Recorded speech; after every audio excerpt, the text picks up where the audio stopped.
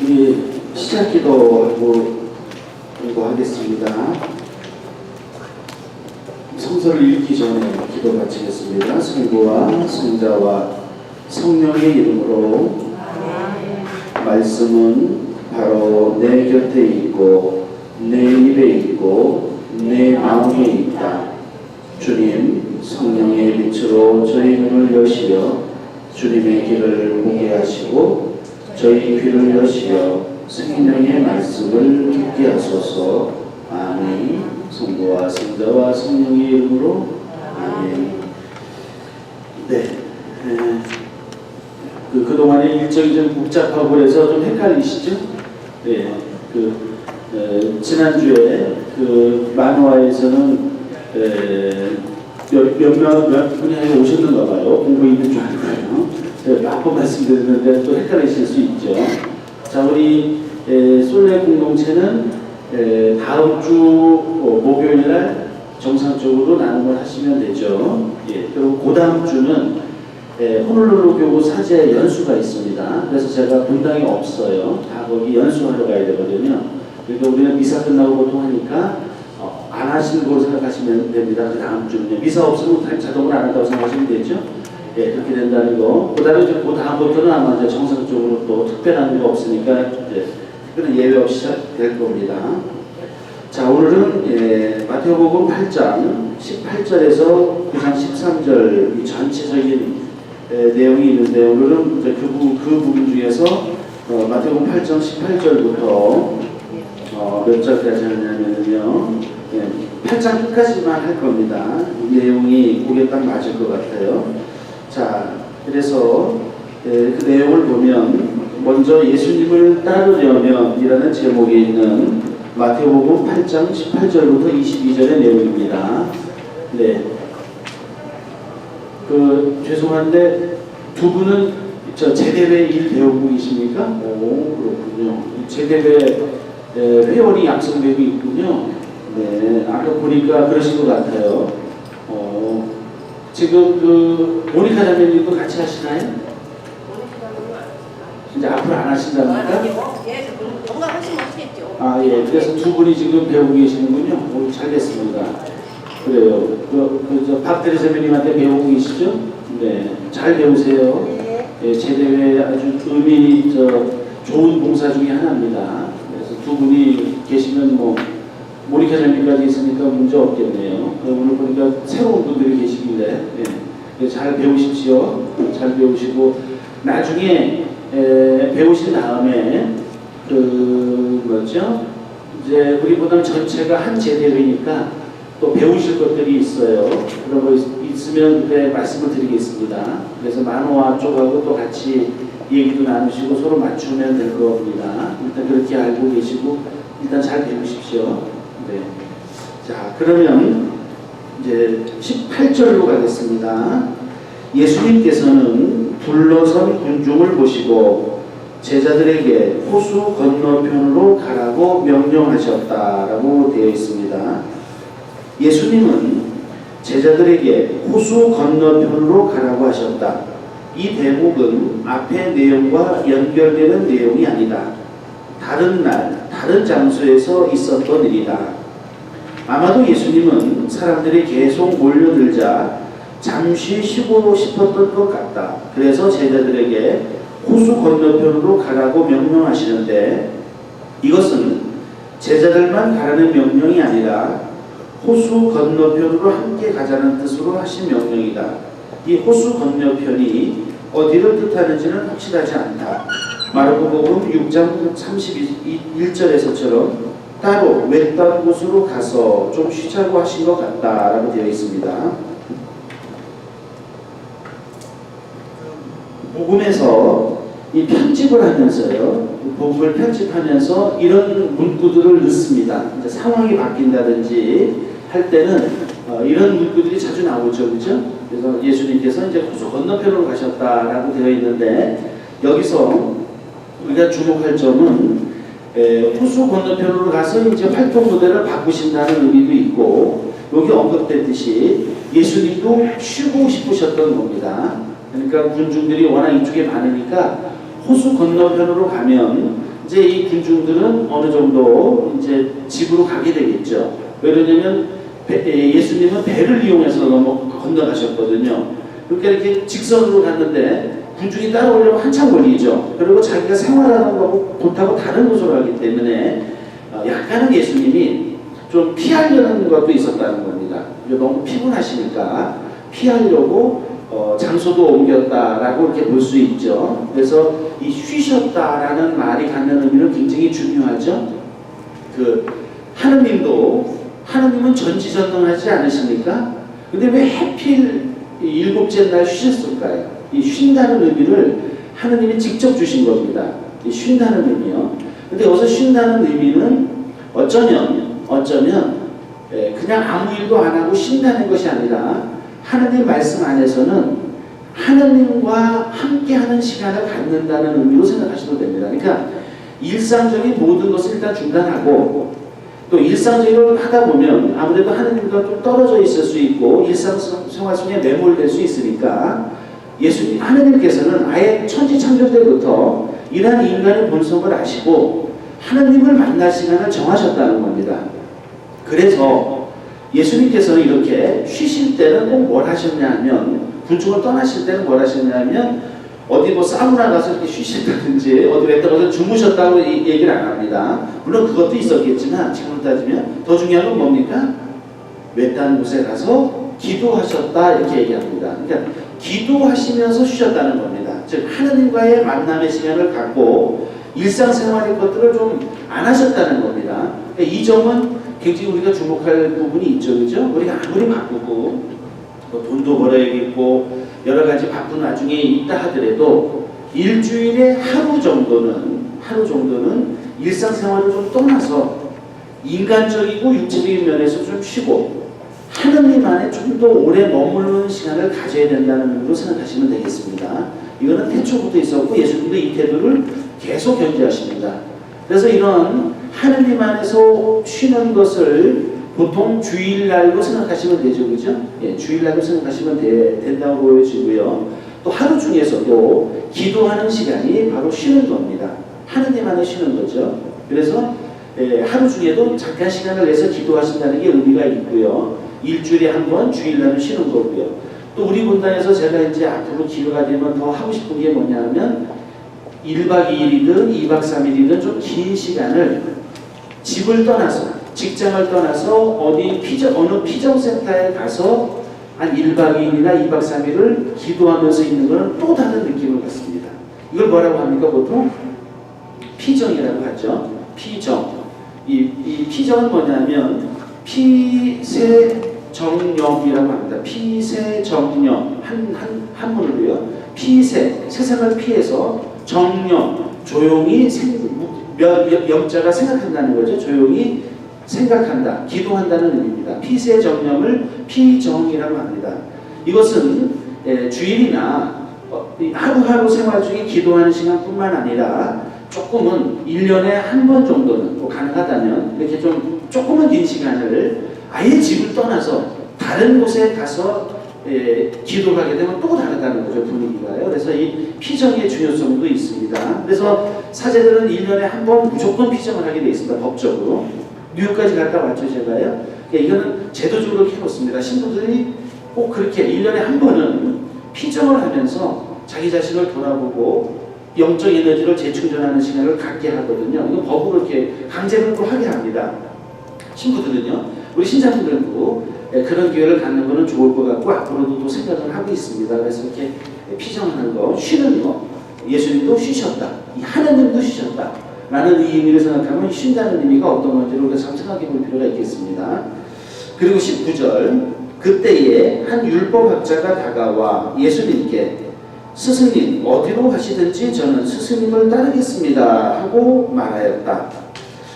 예수님을 따르는 첫 번째 추종자의 유형이다. 율법학자는 예수님이 가는 곳이면 어디든지 따라가겠다는 대단한 각오를 보인다. 그 율법학자는 예수님을 스승님이라고 부른 이유는 단순한 존칭이 아니라 스스로 자신을 예수님의 학생 또는 제자로 자처한 것이다 라고 할 수 있습니다. 그러니까 이 율법학자 한 명이 예수님이 어딜 간다고 하니까 저도 따라가겠습니다.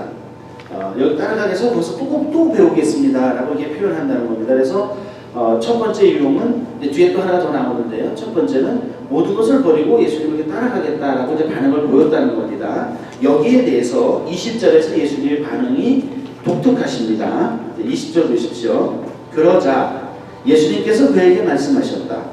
여우들도 물이 있고 하늘의 새들도 보금자리가 있지만 사람의 아들은 머리를 기댈 곳조차 없다라고 대답하십니다. 열광적으로 추종하는 사람이 있다는 것은 즐거운 일일 것이다. 그러나 예수님은 어떤 방식으로도 성공을 추구하거나 가능한 한 많은 추종자를 모으려고 노력하지도 않는다.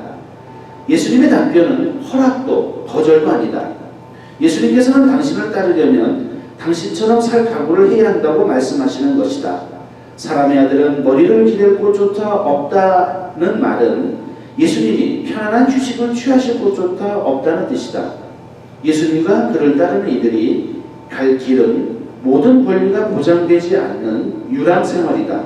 그러므로 예수님을 따른다는 것은 실제로 불확실함 속으로 들어가는 행위다. 그러니까 이제 예수님께서 이렇게 한다고 하니까요. 자, 그렇다면 나를 따른다고 하는데 나를 따르려면 이렇게 해야 된다는 것이죠. 그러니까 어디 머리 둘 곳조차 없는 그런 불안전함 또는 여러 가지 좀 고난, 어려움이 있더라도 거기에 따라오는 것이 중요한 거다라고 이렇게 말씀하시면서 어떤 조건을 제시하는 겁니다. 그러니까 예수님께서 그 따라올 만한 각오를 이렇게 비쳤을 때 그 각오를 구체적으로 어떻게 되는 거에 대해서 이제 설명을 하시는 거죠. 이제 그런 의미라고 볼 수 있겠습니다. 여기서 또 주목할 점은 뭐냐면요. 제가 늘 생각하는 것 중에 하나가요. 사람이 많다고 해서 교회가 자기 역할을 잘한다고 생각하는 것은, 그러니까 그렇게만 거기에 중점을 두는 것은 잘못됐다는 겁니다. 예수님의 가르침은 그렇지 않다는 겁니다. 예수님은 세상의 소금이 되라고 했고 너희는 세상의 누룩이 되어야 된다고 했습니다. 누룩도 적은 양이죠. 소금도 음식에 많이 넣으면 안 좋지 않습니까? 적당한, 그때 대부분 적은 양이 들어가지 않습니까? 그러니까 이게 의미하는 바가 있다는 겁니다. 예수님께서 우리에게 가르쳐 주신 바는 뭐냐? 교회가 대형화되고 세례받는 사람이 많다고 해서 교회가 자기 역할을 잘하는 것이 아니라는 겁니다. 이 점은 좀 생각해 봐야 됩니다. 물론 열심한 신앙인들이 많으면 많을수록 좋기는 합니다. 그러나 인간적인 조건 하에서 그건 어렵다는 것이죠. 그렇다면 예수님은 일찍부터 그 생각을 가지셨던 것 같습니다. 제가 이파리 법칙에서도 몇 번 말씀드렸죠. 이거는 경제 이런 논리입니다. 어차피 직원이 100명 있으면 20명이 걸어간다는 겁니다. 20명이 주되게 좀 힘들더라도 그 사람들이 추진력을 갖고 가는 거고 80명은 아무래도 좀 느슨하다는 겁니다. 이건 80명, 100명 전부가 그럴 수 없다는 겁니다. 인간의 모습, 본성 자체가 그렇다는 것이죠. 예를 들어서 또 말씀드렸지만 세계에서 똑똑한 사람 100명을 둬도 그 중에서 또 거기를 리드하는 사람이 있다는 겁니다. 이게 인간이 갖는 아주 본성적인 측면이라는 것이죠. 그 100명 전부가 다 어떻게 주도적인 걸 갖고 뭔가를 어떻게 다 같은 마음을 할 수 없다는 겁니다. 이것이 이제 일반적으로 말하는 우리 인간 사회의 특징이라고 하는데 예수님은 그것과 연관해서 교회도 그렇다고 말씀하시는 겁니다. 그렇기 때문에 교회도 일부러 적은 숫자를 할 건 없지만 여기 계신 우리 신자분이나 본당 안에서 어떤 활동을 하실 때 나만 이렇게 고생을 하고 나만 더 이렇게 시간을 내서 이렇게 하지 라는 생각을 가지실 수 있는데 충분히 이해가 되는데 어차피 교회도 10명 중에 2명이 헌신적으로 노력함으로써 가능해진다는 겁니다. 이걸 그냥 좀 뭐랄까요, 그냥 받아들이는 거. 거기에 대해서 자꾸 나만 고생하고 저 사람들은 저렇게 펑펑 놀까? 왜 나만 이렇게 힘들어야만 될까라고 생각한다면 그때 용기를 내십시오. 바로 그분들이 세상의 소금이고 빛이 될 수 있다는 겁니다. 교회도 마찬가지라는 거죠. 세상 안에서 전 세계 사람이 다 세례받는다고 구원이 가능하냐? 물론 이거는 쉽게 예스, 노를 할 수는 없지만 예수님 말씀이나 인간의 본성을 본다면 그렇지 않다는 겁니다. 교회가 적은 인원이라고 하더라도 그 적은 인원이 그리스도의 복음을 잘 사는 게 더 중요하다는 겁니다. 그래서 그 사람들이 다 세례를 받지 않는다 하더라도 걱정하지 마십시오. 왜? 성령께서 작용하셔서 세례를 안 받는다 하더라도 우리 그리스도교 신자들이 올바르게 살면 그게 세상을 밝게 하고 사회를 이끌어간다는 겁니다. 이것이 훨씬 더 현명한 판단이라는 겁니다. 세상 사람들 다 세례시켜도 결국에는 그 중에 또 열심히 안 한 사람이 있고 심지어는 냉담하는 사람이 있을 수 있다는 겁니다. 중요한 것은 조금은 본인이 부르심을 받을 때 좀 더 적극적으로 본인이 열심히 생활하면 그것이 세상에 빛이 되고 소금이 된다는 좀 생각을 하시고 그런 면에서 좀 용기를 가지시고 또 희망을 가지시고 힘들더라도 더 노력하시라는 뜻입니다. 이 점은 예수님도 마찬가지로 생각하신 것 같습니다. 21절 그분의 제자들 가운데 어떤 이가 주님 먼저 집에 가서 아버지의 장사를 지내게 허락해 주십시오 하고 말하였다.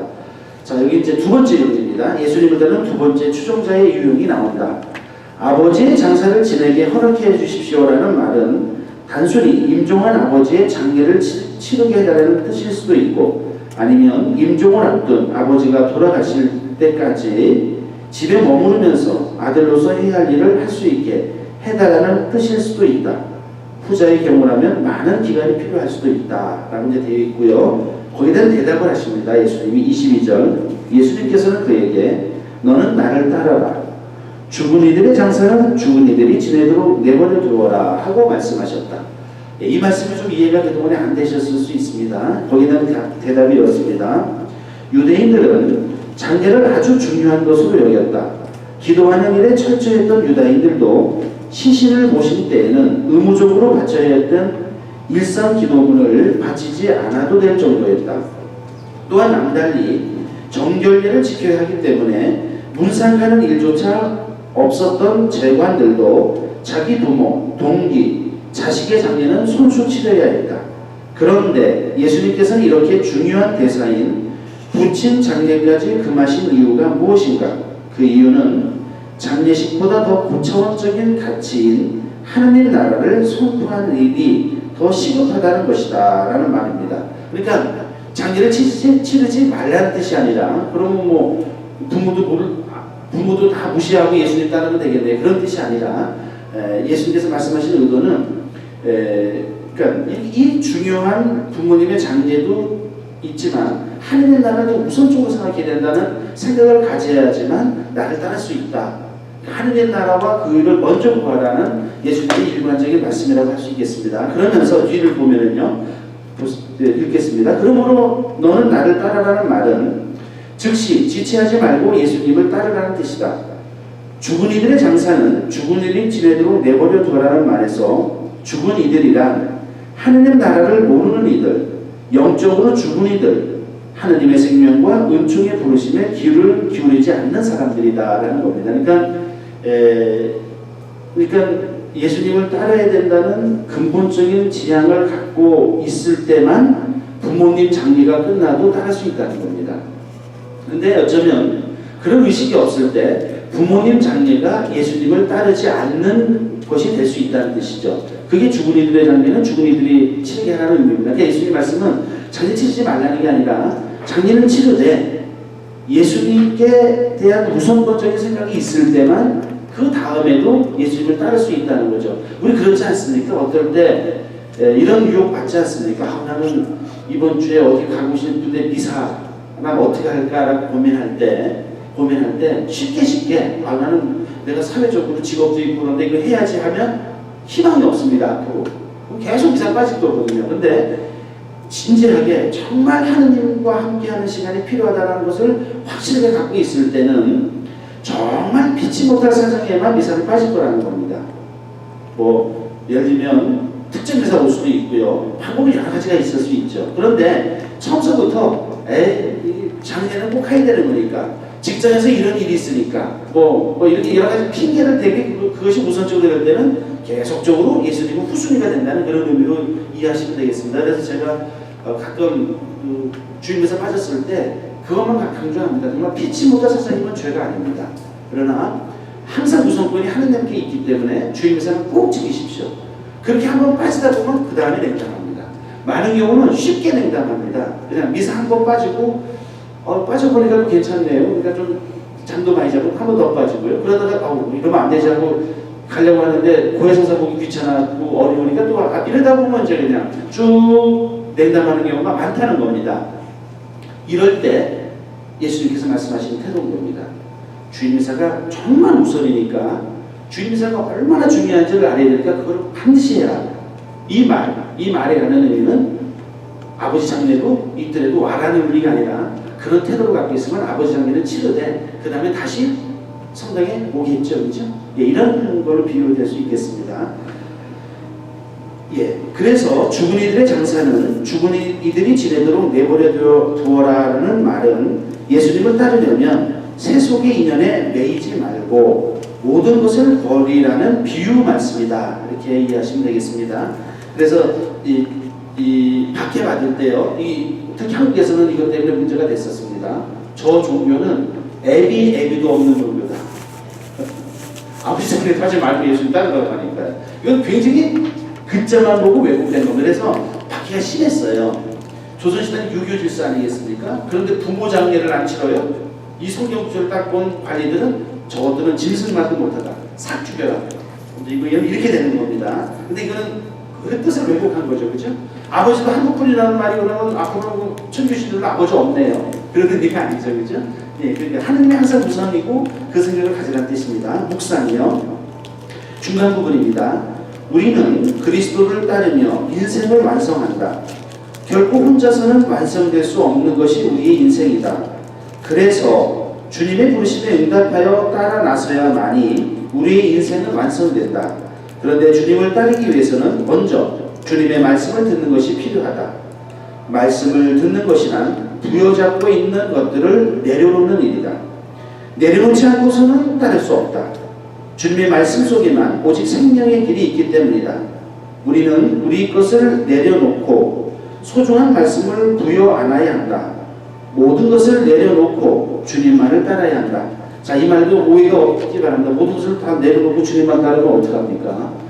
다 성당에 오시면 제가 밥도 다 못해드리고 돈도 없는데 그러니까 이 의미를 아시겠죠? 그러니까 계속 연결되는 겁니다. 여기서 주목할 점, 내려놓는다라는 말에 한번 좀 생각해 봐야겠습니다. 우리는 보통 저도 그렇고 하느님의 뜻이 항상 우선인데 자꾸 하느님의 뜻이 먼저가 아니라 자꾸 우리 것을 잡으려고 하는 경향이 있죠. 그죠? 앞에도 좀 그런 내용이 나왔는데요. 그래서 세속이 이 사회가 나쁘지 않습니다. 결코 나쁘다고 교회가 얘기하는 것이 아니라 하느님의 우선적이 될 때 세상도 의미가 생기는 거라는 것을 강조하는 것이죠. 그래서 하느님의 말씀을 먼저 생각하고 우리의 좀 욕심이나 세속적인 가치나 이런 것들은 좀 내려놓는 그 노력이 없으면 예수님을 제대로 따를 수 없다라는 말로 이해하시면 되겠습니다. 그 다음에요, 풍랑을 가라앉히시다. 마태복음 8장 23절에서 27절 이야기입니다. 이 이야기는 마르코복음 4장 35에서 41절을 옮겨 쓰면서 상당히 축소시켰다.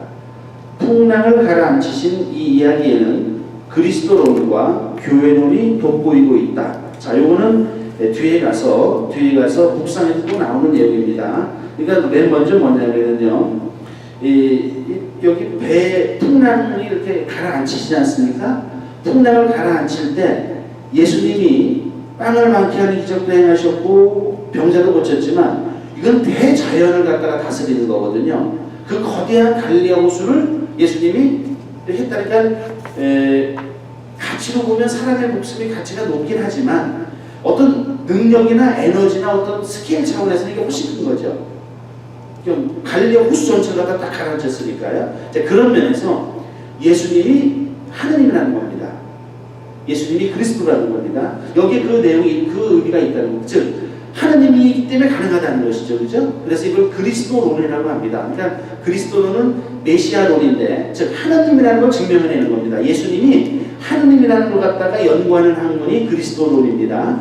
그래서 그 그리스도론적인 주제가 있다는 겁니다. 두 번째 교회론은 뭐냐? 자, 예수님이 배를 타고 가죠? 배는 옛날부터 교회를 상징합니다. 자, 노아의 방주도 배죠. 그죠? 배였습니다. 또 그리고 초기 교회 때도 우리는 이게 배로 상징을 했습니다. 배, 교회를요. 그리고 우리 그런 얘기 하지 않습니까? 한 운명 공동체라는 얘기를 할 때 우리는 한 배를 탔습니다라고 얘기하죠. 우리나라 말에도 한 배를 탔습니다 이렇게 얘기합니다. 그러니까 이 배는 상징적으로 교회를 상징합니다. 한 운명 공동체라는 겁니다. 우리는요. 그래서 그 배에 예수님이 계시고 제자들이 있었죠. 그러면서 이 배가 흔들릴 때도 있고 풍랑도 맞게 되는데 항상 예수님은 계시다는 겁니다. 그리고 교회는 이 배처럼 풍랑을 헤쳐나갈 때도 있지만 걱정하지 마라. 예수님이 함께 계시고 교회는 그런 풍랑을 함께 이겨나가는 하나의 운명 공동체로서 배 안에 같이 타고 있는 사람들이다 라고 이 성경 구절을 초교회부터 그렇게 해석했습니다. 교부들이나 또 신학자들이 이 말씀의 의미는 그런 거다라고 처음부터 생각을 했습니다. 그 점을 여기 잠깐 얘기한 거고 뒤에 가면 그 내용을 묵상해서 또 얘기하고 있습니다. 그건 뭐 자세한 내용 뒤에서 다시 읽으면서 생각하겠습니다. 먼저 23절 예수님께서 배에 오르시자 제자들도 그분을 따랐다 되어 있습니다. 마르코에서는 예수님의 제안으로 그냥 배에 타는 것으로 되어 있지만 마테오에서는 이와 달리 배를 타는 것이 예수님을 따름으로 서술되어 있다. 여기 마르코복음 4장 36절을 보면은요. 그래서 그들이 군중을 남겨둔 채 배에 타고 계신 예수님을 그대로 모시고 갔는데 다른 배들도 그분을 뒤따랐다라고 되어 있습니다. 자, 배를 타고 계신 예수님을 그대로 모시고 갔다 했습니다. 오히려 제자들이 예수님을 모시고 간 거죠. 그 표현은요, 그죠? 근데 마태복음사는 이걸 바꾼 겁니다. 이 교회론적이고 특히 교회론적인 거를 얘기하기 위해서 예수님께서 배에 오르시자 제자들도 그분을 따랐다. 그러니까 예수님을 거꾸로 따라가는 거죠, 그죠? 근데 마태복음은 예수님은 타고 계셨고 제자들이 예수님을 모시고 갔다고 했습니다. 이게 좀 다른 겁니다. 그러니까 마태복음사가는 그렇게 미묘하게 말을 바꿈으로써 예수님을 따르는 것에 대해서 얘기하는 겁니다. 교회가 그렇다는 겁니다. 근데 그런 면에서 이 말이 똑같은 내용의 사건인데 이렇게 편집을 했다, 바꿨다는 겁니다. 그게 뭐냐? 교회론적인 의식을 갖고 있었다는 겁니다. 교회를 상징하기 위해서요. 그런 의미입니다. 24절 그때 호수에 큰 풍랑이 일어 배가 파도에 뒤덮이게 되었다. 그런데도 예수님께서는 주무시고 계셨다. 풍랑 속에서 예수님은 무관심하게 주무시고 계신다. 이것은 피로에 지쳐 잠들어버린 예수님의 인간적인 모습을 나타내지만 과연 거센 풍랑에 배가 뒤집힐 정도의 파도가 치는 상황에서 잠을 잘 수 있는 사람이 있을까? 그래서 거센 풍랑에 당황하며 얼쩔 줄 모르는 나약한 모습의 제자들과 그런 혼란 속에서도 이 모든 것을 제압할 권능을 가지고 계시며 그래서 평화롭게 잠들어 계시는 하나님의 아들의 모습을 대조시키기 위한 묘사일 것이다 라고 표현되어 있습니다. 그러니까 예수님이 그만큼 능력이 뛰어나시니까 원래 막 어떤 어려움이 있을 때 능력이 있고 그런 사람은 그렇게 당황하지 않지 않습니까? 그런데 왠지 불안하고 능력이 없으면 더 당황할 수밖에 없고요. 근데 그런 의미라고 보여집니다. 25절 제자들이 다가와 예수님을 깨우며 주님 구해 주십시오. 저희가 죽게 되었습니다 하였다. 주님 구해 주십시오. 저희가 죽게 되었습니다 라는 그들의 부르짖음은 구원을 주님에게서 찾는 공동체의 믿음을 요약하는 것이다. 절망적인 상황에서 자신들의 목숨에 관한 고난을 갖고 계신 분은 예수님이라는 말이다. 자, 여기서 이제 예수님께서 절대적인 고난을 갖고 있기 때문에 도움을 청했다는 겁니다. 26절 그러자 그분은 왜 겁을 내느냐 이 믿음이 약한 자들아 하고 말씀하셨다. 그런 다음 일어나셔서 바람과 호수를 꾸짖으셨다. 그러자 아주 고요해졌다. 예수님은 풍랑을 잔잔하게 하기 전에 제자들의 겁 많고 믿음이 부족함을 꾸짖으신다. 이렇게 겁 많고 믿음이 부족함은 신앙 공동체의 상황을 생각하게 한다. 그런데 예수님의 한 말씀으로 풍랑이 잔잔해지고 자연마저도 예수님께 복종함으로써 하나님 아들로서의 예수님의 권위가 강조되고 있다라고 되어 있습니다. 그러니까 여기서 예수님께서 이렇게 어려움을 이제 이겨내 주시는 거죠. 요거가 연관해서 제가 한 가지 말씀드리면 저도 잘 안 되는 건데요. 우리 신자분들 막상 어려움이 있고 실패가 있고 좌절이 있고 고통이 있으면 예수님을 더 생각하십니까? 예수님을 생각을 안 하십니까? 네, 더 생각해야 되거든요. 근데 저 같으면 뭐 어떤 어려움이 있으면 인간적인 걸 더 이쪽으로 갑니다.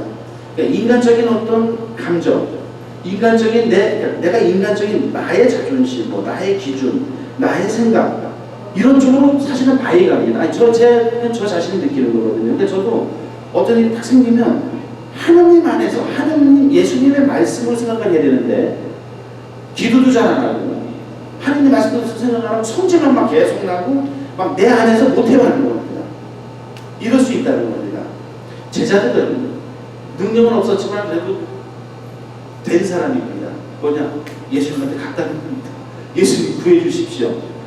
예를 들어서 우리가 어떤 어려움을 당하고 고통을 당할 때 예수님 저 어떻게 합니까 예수님 하면서 기도하면 훨씬 문제가 잘 풀리는데 사실 그렇지 않은 경우가 많습니다.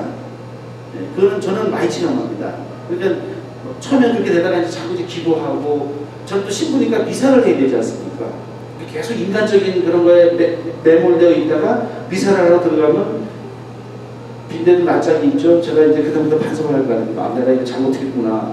미사하러 가고 또 강목까지 해야 되니까요. 양심이 걸리는 겁니다. 그래서 저는 그러면 좋은 그 길을 택했습니다. 신부 됐기 때문에 할 수 없이 해도 반성합니다. 저는 또 고여실에 들어가는데 저랑 비슷한 죄 짓고 있는 분이 진실하게 고백하는데 듣고 있는 신부는 인간적으로 계속 성질나 있고 뭐죠 스트레스 받고 있으면 가슴이 찔릴 거 아닙니까, 그렇죠? 저는 그래서 본의 아니긴 아니지만 어쩔 수 없이라도 하나님을 생각하게 되는데 우리 시장들도 그러시다는 겁니다. 우리 제자들이 예수님한테 가서 살려주십시오라고 한 것이 굉장히 의미가 있다는 겁니다. 사실 안 그런다는 겁니다. 실제로 우리 신앙생활 하다 보면 이 점도 잘 생각해 보시고 또 그리고 하나님한테 또 낯짝이 없으려 그럴 수도 있습니다. 하나님한테 미안하니까요. 근데 하나님한테는 그렇게 미안하실 이유가 없죠. 워낙 대단한 분이니까요. 너무 걱정하지 마시고 사실은 미안해서도 하나님께 안 갈 수 있는데 그럴 때일수록 더 하나님께 가야 된다는 의미라고 보여집니다. 27절 그 사람들은 놀라워하며 말하였다. 이분이 어떤 분이시기에 바람과 호수까지 복종하는가. 제자들이 놀라워하는 이유는 초자연적인 일을 접했기 때문이다. 이분이 어떤 분이시기에 바람과 호수까지 복종하는가 라는 말은 예수님이 어떤 분이시기에 하나님만이 하실 수 있는 일을 하시는가 라는 뜻이다.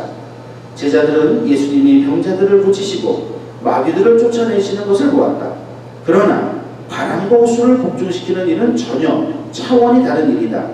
그들은 그런 일이 하나님만이 하실 수 있는 일이라고 생각하고 있었다. 그래서 그들은 예수님의 위대한 능력에 더욱 놀라게 된 것이다 라고 이렇게 설명하고 있습니다.